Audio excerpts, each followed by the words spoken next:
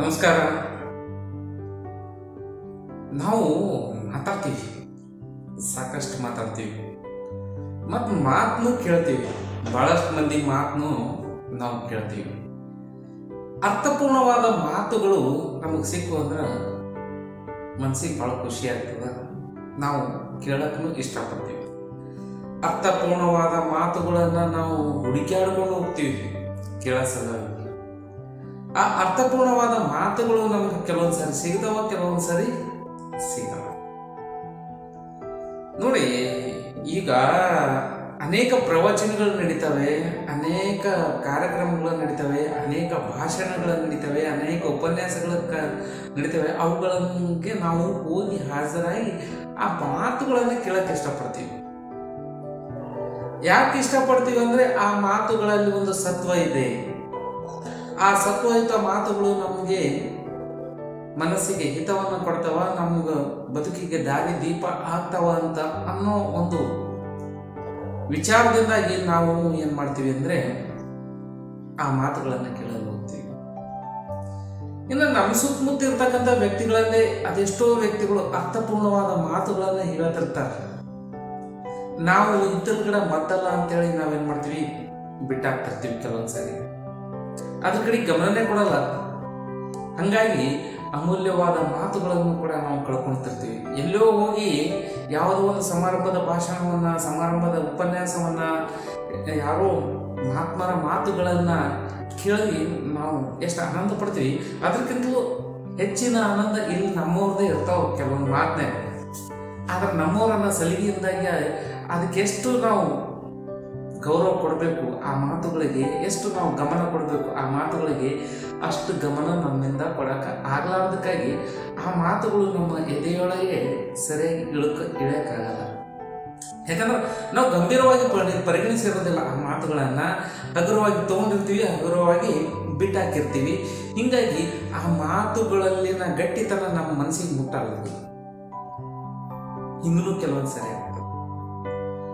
ಇನ್ನು ಎಂಥವ್ರ ಮಾತು ಅರ್ಥಪೂರ್ಣವಾಗಿರ್ತದ ಅನ್ನೋದು ಕೂಡ ಮುಖ್ಯ. ಎಂಥವ್ರ ಮಾತು ಅರ್ಥಪೂರ್ಣವಾಗಿರ್ತದ ಅನ್ನೋದು ಕೂಡ ತುಂಬ ಮುಖ್ಯ.